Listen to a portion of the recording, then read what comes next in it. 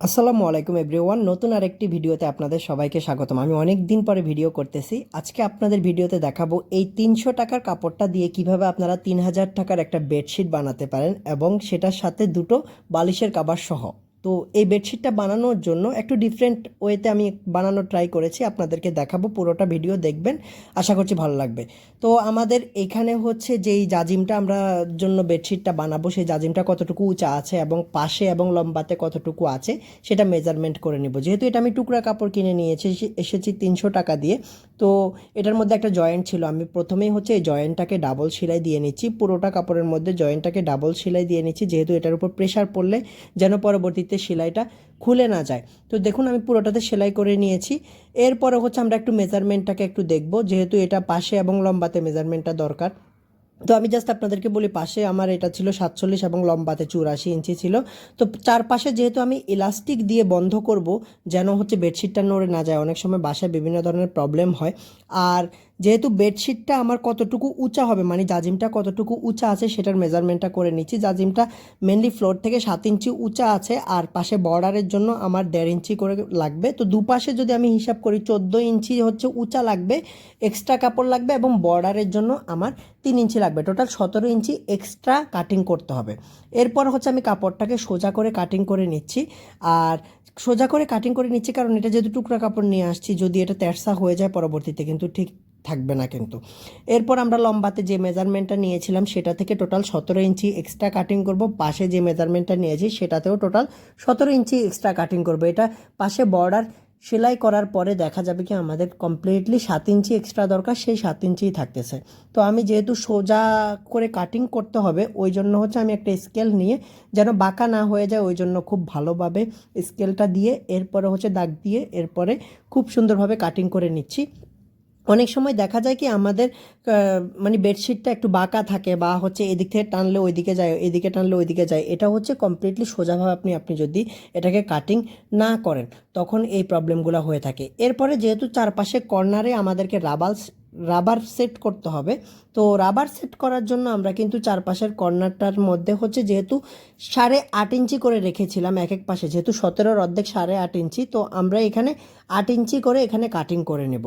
যেহেতু 1/2 ইঞ্চি সেলাই করলে বরাবর 8.5 ইঞ্চি থাকবে। এবার আমি যেভাবে ভাঁজ দিয়েছি ঠিক সেমভাবে আপনারা ভাঁজ করে নেবেন। এরপর 8 ইঞ্চি মেজারমেন্ট করে একটা দাগ নিয়ে স্কেল দিয়ে খুব ভালোভাবে সুন্দরভাবে দাগ দিয়ে নিয়ে এরপরে হচ্ছে আমি মেজারমেন্ট করে আবারও দেখিয়ে দিচ্ছি। সেলাই করার পর এটা কমপ্লিটলি 8.5 ইঞ্চিতেই আসবে। আমি 8 ইঞ্চিতে এখন কাটিং করে নিচ্ছি। তো ঠিক সেমভাবে এই বক্স আকারে আমরা হচ্ছে চারপাশেই হচ্ছে 4 কর্নারে কাটিং করে নেব। এরপর আমরা মেশিনে চলে আসলাম। মেশিনে চলে এসে এরপর এই কর্নারগুলোকে আমরা 1/2 ইঞ্চি ধরে খুব সুন্দরভাবে সেলাই করে নিচ্ছি। আর অবশ্যই এই কর্নারগুলোতে যেহেতু একটু প্রেশার পড়বে, তো সেই জন্য আমরা হচ্ছে এটাকে ডাবল সেলাই দিয়ে নিব। চারপাশে যেহেতু 4টা কর্নার যেহেতু আটকানো থাকবে সবসময়, এটাতে স্বাভাবিকভাবে খুব ভালো একটা প্রেশার পড়বে। সবসময় বাচ্চারা যদি বেডশিটের উপরে ওঠে, বা বাসায় অনেক সময় দেখা যায় কি বেডশিট ঠিকঠাক থাকে না, আপনি যদি এভাবে সেলাই করেন তখন দেখবেন বেডশিট কোনোভাবেই হচ্ছে আপনি একবার পরানোর পর আর কোনো প্রবলেম পড়তে হবে না। তো চারপাশেই হচ্ছে আমি এবার বর্ডারটা সেলাই করে নিচ্ছি। 1.5 ইঞ্চি যেহেতু কাপড় রেখেছিলাম, তো খুব সুন্দরভাবে ধরে আমি হচ্ছে চারপাশে বর্ডারটা সেলাই করে নিলাম। এরপর চারপাশে ইলাস্টিক লাগাইতে হবে। আমি ইলাস্টিক এখানে 13 ইঞ্চি করে কাটিং করে নিলাম। 13 ইঞ্চি ইলাস্টিক কাটিং করার পর এরপর দেখলাম ইলাস্টিকটা আমার নর্মালি কতটুকু লম্বা হচ্ছে। এক এক পাশে 12 ইঞ্চি করে 24 ইঞ্চি ইলাস্টিক আমি লাগাইতে পারতেছি। তো দুপাশ সেলাই করে নিয়ে এরপর ইলাস্টিকটাকে টেনে টেনে নিয়ে আমি কমপ্লিটলি ডাবল সেলাই দিয়ে ইলাস্টিকটাকে সেলাই করে নিচ্ছি। আর এই কাজটা আপনারা একটু আস্তে আস্তে করবেন, কারণ এই কাজটাতে যদি ইলাস্টিকটা সুন্দরভাবে না বসে আপনার বেডশিটটা কিন্তু ঠিকভাবে থাকবে না। তো অবশ্যই ভালোভাবে সুন্দরভাবে ভিডিওটা দেখে এরপর করে নেবেন। এরপরে হচ্ছে আমরা যেহেতু আমাদের বালিশের কাভারটাও সেলাই করব, বালিশের কাভারটার কমপ্লিট ফুল টিউটোরিয়াল আমার চ্যানেলে আছে। বালিশের কাভারটা সেলাই করা খুবই ইজি। একটা ছোট পার্ট কাটিং করতে হবে, যেটা বালিশের মেজারমেন্ট অনুযায়ী নিয়ে নেবেন। আর একটা বড় পার্ট কাটিং করতে হবে। বড় পার্টটা কাটিং করার সময় চারপাশেই হচ্ছে 7 ইঞ্চি করে এক্সট্রা রাখবেন, মানে লম্বাতে 7 ইঞ্চি, পাশে 7 ইঞ্চি। আমি যেহেতু এটাতে কোনো রকম কোনো চেন ইউজ করতেছি না, ভিতরে একটা এক্সট্রা কাপড় ইউজ করতেছি, তো আমি হচ্ছে বড় পার্টের উপরে ছোট পার্টটা রেখে মিডল অনুযায়ী এরপরে হচ্ছে পিন মেরে নিচ্ছি। এরপরে আমরা হচ্ছে মেশিনে চলে আসলাম। মেশিনে চলে আসার পর জাস্ট হচ্ছে ছোট পার্টটার উপরে বড় পার্টটাকে আমি ফোল্ডিং করে খুব সুন্দরভাবে চারপাশে সেলাই করে নিচ্ছি।